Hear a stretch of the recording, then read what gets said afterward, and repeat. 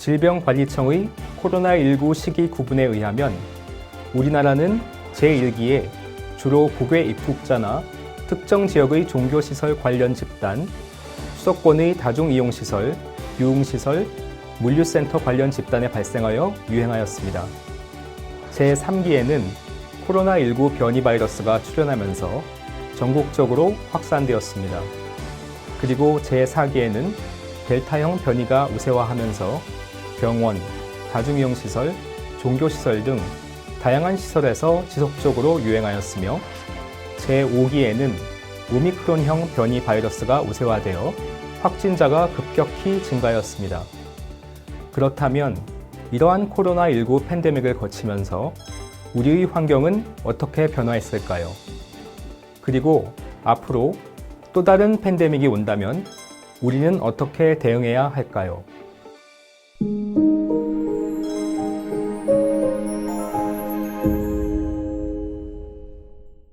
사람들이 밖으로 잘 안 다녀서 차가 많이 줄었잖아요. 그래서 대기 오염이 좀 많이 줄었을 것 같아요.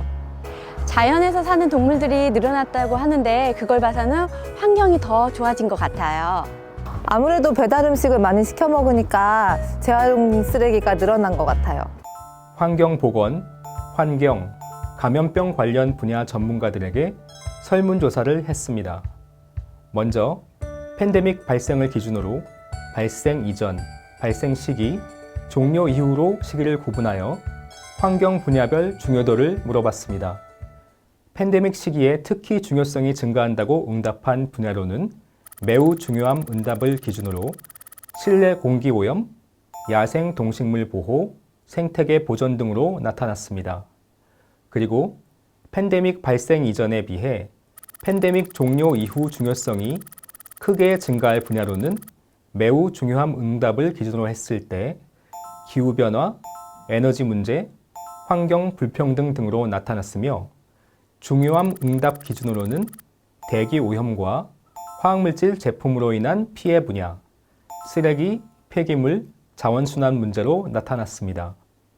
그리고 팬데믹이 환경 분야에 미칠 영향에 대해서 팬데믹 기간 및 팬데믹 종료 이후로 시기를 구분하여 물어봤습니다. 그 결과 팬데믹 이후 부정적 영향이 크게 증가할 분야는 매우 부정적과 부정적 응답을 기준으로 기후변화, 대기오염, 야생동식물 보호, 생태계 보존 등으로 나타났습니다. 특히 쓰레기, 폐기물, 자원순환 문제는 팬데믹 기간과 팬데믹 종료 이후에도 부정적 영향이 계속 높을 것이라 응답하였습니다. 그렇다면 코로나19 팬데믹으로 변화된 환경은 우리 건강에 얼마나 많은 영향을 끼쳤을까요? 위생관념? 아무래도 손을 더 잘 씻게 된 것 같아요. 아무래도 면역력을 좀 더 챙기게 돼서 영양제도 좀 챙겨 먹고 있어요. 먼저 코로나19 발생과 의료 폐기물 발생량의 변화 추이를 봤을 때 두 변수는 유사한 패턴을 보이고 있고 시기별로 공간 회귀 분석 결과 코로나19 환자 수와 의료 폐기물 발생량 두 변수 간에는 유의미한 영향이 있는 것으로 나타났습니다.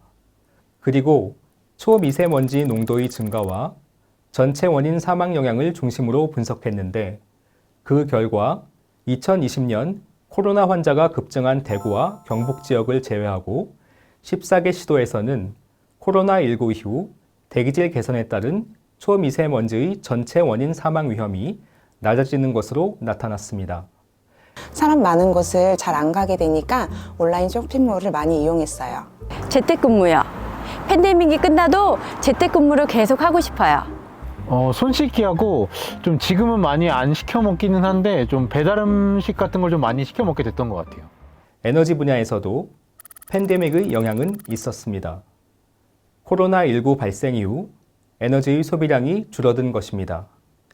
특히 계약종별 전력 소비량의 변화 추이를 살펴보면 산업용과 교육용 전력의 소비량에서 뚜렷한 변화를 볼 수 있습니다. 이러한 변화는 국내뿐만 아니라 전 세계적으로 공통적으로 나타나는 현상으로 이 시기에 에너지 수요뿐만 아니라 GDP와 온실가스 또한 줄어든 것을 확인할 수 있습니다. 그리고 사회적 거리두기 등으로 인해 증가한 배달 음식 소비와 온라인 쇼핑 등 팬데믹 기간 동안 변화한 소비 문화로 인해 생활 쓰레기와 폐기물뿐만 아니라 일회용품 사용량도 상당히 증가한 것을 확인할 수 있습니다.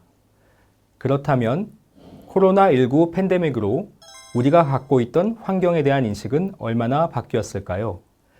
미세 플라스틱이나 환경 호르몬에 대해서 이야기가 많이 나왔잖아요. 그래서 성분표를 꼭 보게 되더라고요.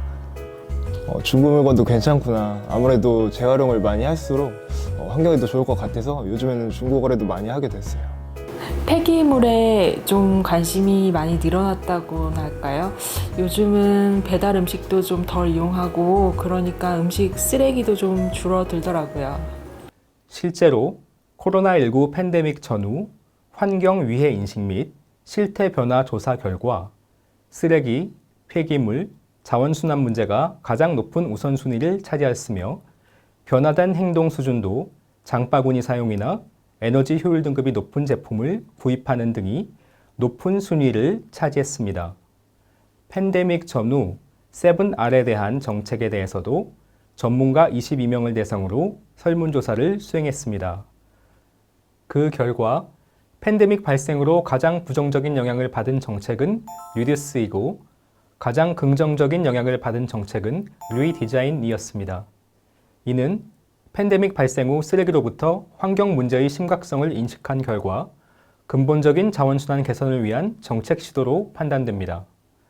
팬데믹 발생과 상관없이 지속 가능하게 추진해야 할 자원순환 정책은 리디자인과 리커버, 리사이클이었습니다. 그리고 향후 개선이 크게 필요한 정책은 리페어라고 볼 수 있습니다. 팬데믹 등 전염병 발생 시 시행하여야 할 중요한 자원순환 정책은 전염병 의료 폐기물의 관리 체계의 별도 관리와 강화, 철저한 소독과 위생 관리가 가능한 재사용 제품이나 서비스 제공으로 판단됩니다.